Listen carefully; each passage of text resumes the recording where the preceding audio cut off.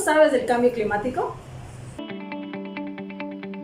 Hola, soy Norma Ragancó de Rizol y Asociados. Hoy platiqué con Martín de Ambrosio, periodista científico de nacionalidad argentina que cubrió la cumbre de cambio climático en el 2010 en Cancún y que escribió el libro Todo lo que necesitas saber sobre el cambio climático. Se los recomiendo mucho. Espero les guste la entrevista. Gracias. Unas preguntas, no están muy difíciles y estoy segura que te las sabes de memoria. Ojalá, si no te prometo decir que no lo sé, si no la puedo responder. ¿Verdad? Muchas gracias por tu tiempo, te lo agradezco infinitamente. ¿Qué es el cambio climático? Bueno, el cambio climático es la modificación de los promedios mundiales de temperatura, por ejemplo, la ocurrencia de lo que se llama eventos extremos cada vez más frecuentes, ¿no? Desde sequías, inundaciones, en los lugares donde se producen ciclones, huracanes, tifones, esa serie de anomalías de lo que es la situación planetaria más o menos estable que se vivió durante mucho tiempo. Se habla de cambio climático porque es una expresión un poco más amplia que decir la referencia solamente al aumento de la temperatura, ¿verdad? Entonces es un montón de factores que se van uniendo y van generando una serie de problemas en todo el mundo. Obviamente también el aumento de los niveles del mar, el derretimiento sobre todo del Polo Norte y también de algunos glaciares en el sur del planeta, también de los glaciares que están en los continentes y que muchas veces son las fuentes de agua potable para agricultura y para consumo humano.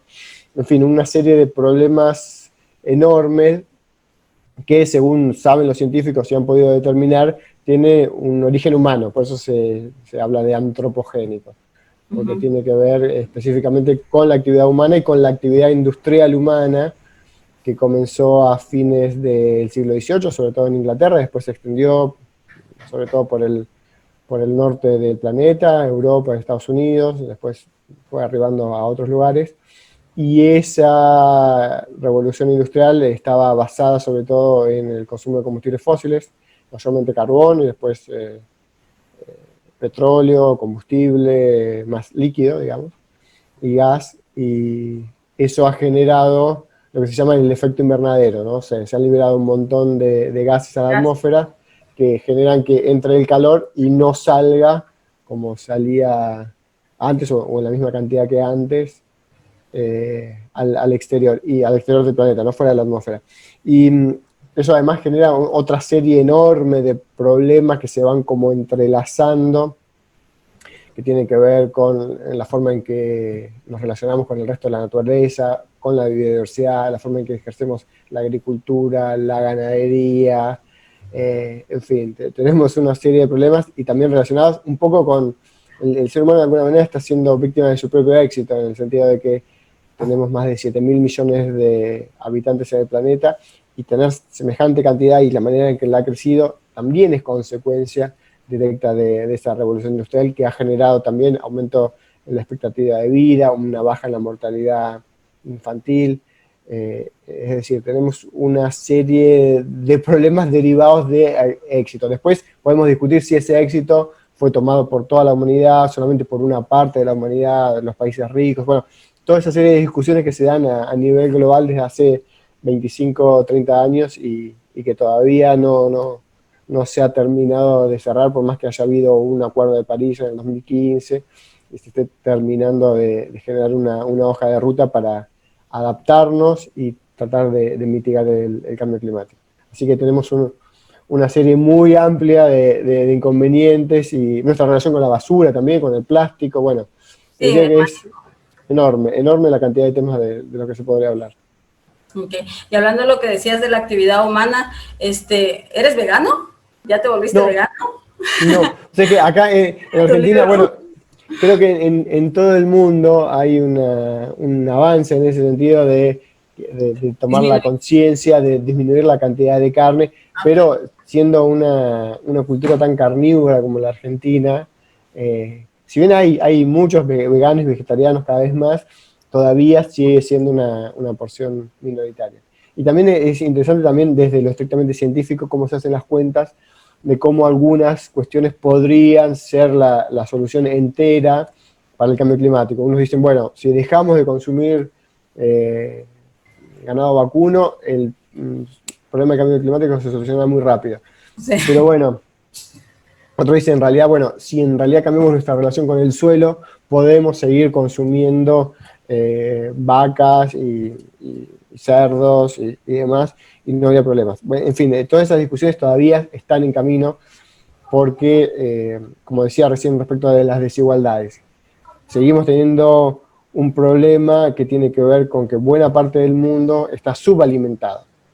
Entonces tenemos que darle más proteínas a buena parte del mundo y no menos. Entonces, y a su vez tenemos un tercio o un cuarto de la población mundial con problemas de sobrepeso porque estamos consumiendo mal nuestra alimentación.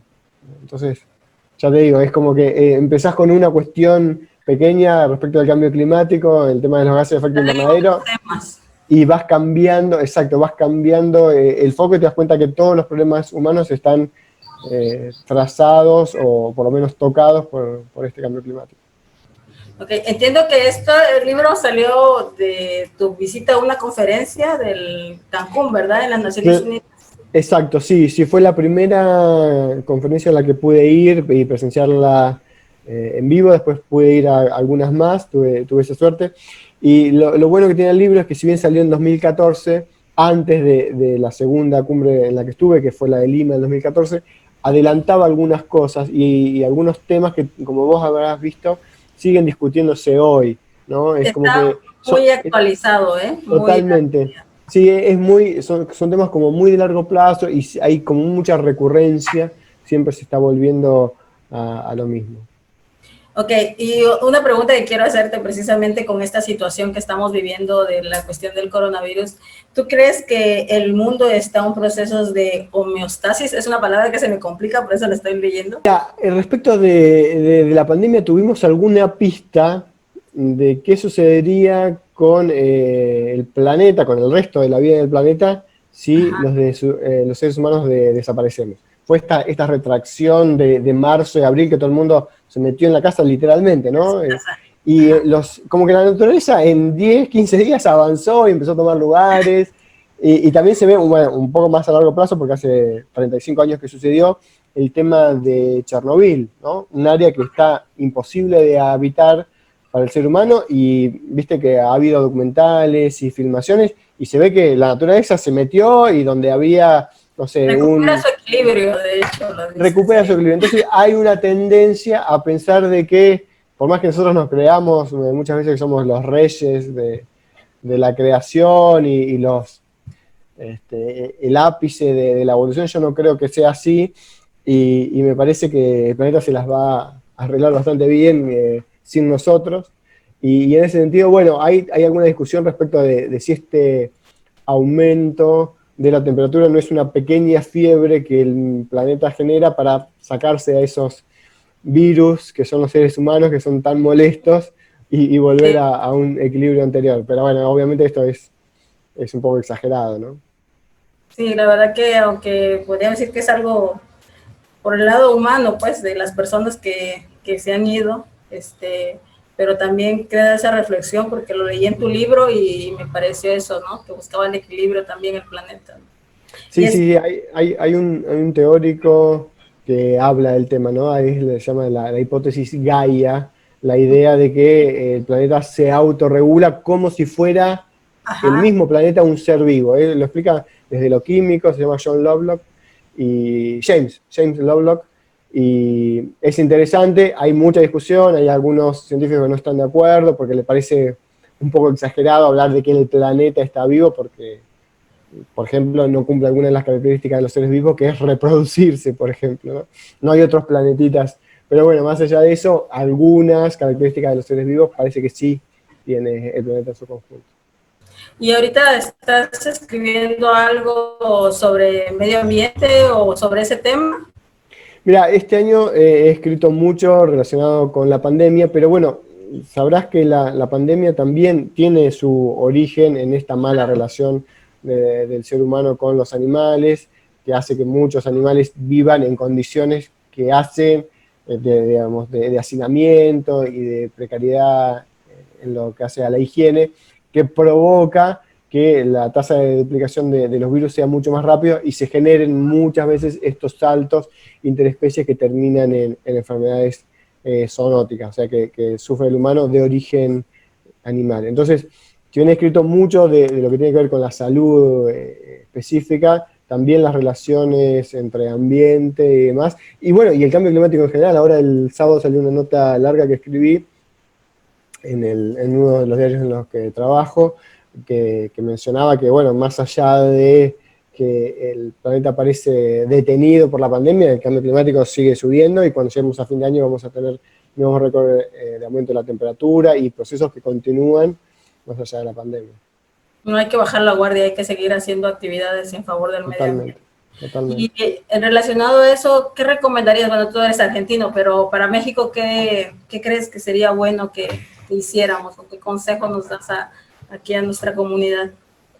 Bueno, sobre el final del libro hay toda una discusión respecto de la acción individual, la acción macro, si tiene que venir desde abajo hacia arriba, si tenemos que esperar que los capos del mundo, desde la ONU para abajo, tomen decisiones drásticas, o los empresarios, por supuesto, o si se puede generar algo de abajo hacia arriba, ¿no? Pequeñas acciones en las comunidades de tomas de conciencia, de lo que decimos, mejores relaciones con la naturaleza, de una agricultura sustentable, de tratar de no generar tantos usos de los plásticos que a mediano y largo plazo son un problema grave, importante, por ejemplo en el ecosistema marino. Entonces, yo creo que sí, que con esto casi que te puedo dar una respuesta distinta según el día y cómo me levante. Pero hoy te puedo decir que me parece que sí, que podemos generar acciones para tratar de modificar esto. Informarse mucho, estar al tanto y también presionar a nuestros delegados, que no son otra cosa que eso, los políticos o los dirigentes empresariales, elegir bien nuestros consumos, tratar de reducir. Bueno, es toda una actividad ciudadana intensa, que es importante no solamente para el cambio climático, sino también para activar la democracia, por ejemplo, ¿no? El mundo actual requiere una ciudadanía de un nivel de intensidad muy alto, que muchas veces no estamos, la verdad, en condiciones de efectuar, porque, claro, todo el mundo trabaja mucho, se dedica a muchas actividades y no quiere que además en sus ratos libres le digan, no, tenés que consumir menos, o no tenés que esparcirte de tal manera porque puede ser complicado para el ambiente, ¿viste? Un montón de circunstancias que son complicadas, pero creo que se puede, y creo que en ese sentido las nuevas generaciones, el movimiento de Greta Thunberg, que tiene su réplica en muchos países de América Latina, es una respuesta en ese sentido, como para atender y prestarle mucha atención. Sí, a veces es complicado, pero todos, como tú dijiste, tenemos que involucrarnos y buscar acciones para ayudarlo, porque vivimos todos en el mismo mundo, ¿no? En el mismo planeta. ¿Dónde podemos encontrar tu libro? ¿Dónde está en línea o...? Mire, yo creo que no, sabes que no estoy seguro, creo que no se consigue por ebook, pero ha pasado algo que me alegra mucho con ese libro, es que le fue mejor en México que en Argentina. Vendí más ejemplares ahí que acá. Así que yo supongo que se debe haber distribuido bastante bien, y Paidós en la Ciudad de México debe tener alguna respuesta.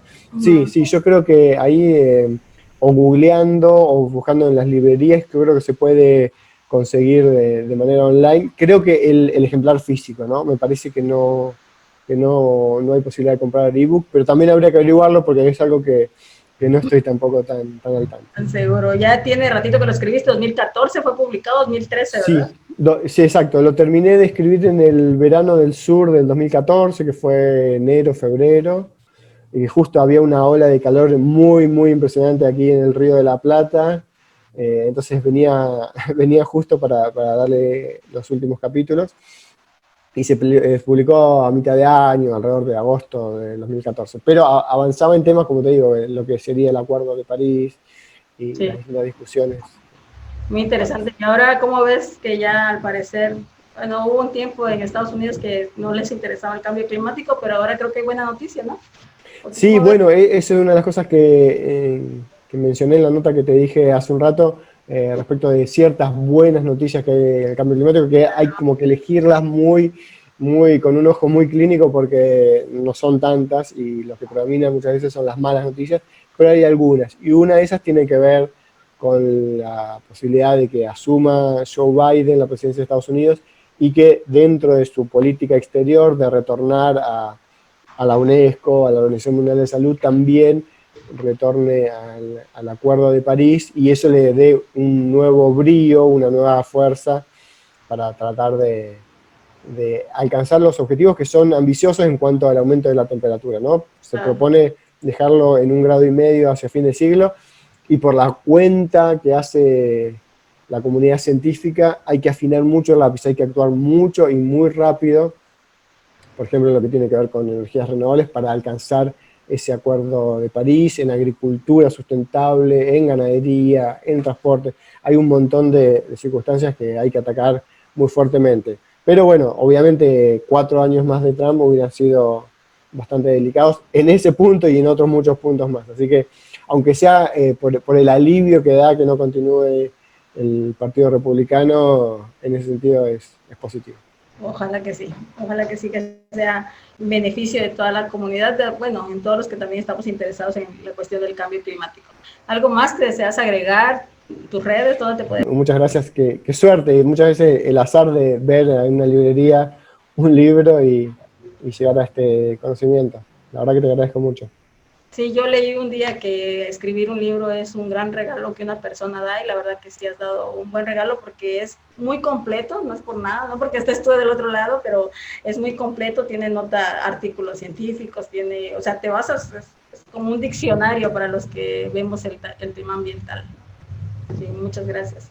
Bueno, Norma, la verdad que el agradecido soy yo, muy contento. Estuve en Chiapas hace un par de años, pero no tan al sur. Estuve en San Cristóbal. Ah, sí, más al centro de Sí, Chiapas. más al centro, sí, sí, sí. No, Y nosotros bueno, estamos hice, hacia claro. la frontera. De hecho, estamos a media hora o 40 minutos de Guatemala. El ecosistema es muy parecido a Ajá. Guatemala. Ajá. Sí, cuando Sí, sí, gustes, sí. aquí tienes tu casa y donde quedarte, ahí donde. Totalmente, eso te iba a decir. Eso te iba a decir, me encantaría, la verdad, poder regresar. Ay, nosotros encantados, ya te aprovecharíamos al máximo. Sí, sí, sí. Ojalá que en algún momento se dé la posibilidad, sería... Voy a recomendar mucho tu libro, la verdad que, mira, después del 2013 y leerlo me gustó mucho y la verdad te agradezco mucho el tiempo que te tomaste en aceptar esta invitación. Perfecto, Norma. Muchísimas gracias. Estaremos en contacto entonces. Un placer. Bueno, muchas gracias, de verdad. Gracias, Norma. Estamos en contacto. Bueno, cuídate. Ahí estamos. Igualmente. Chao, chao. Bye. Bye.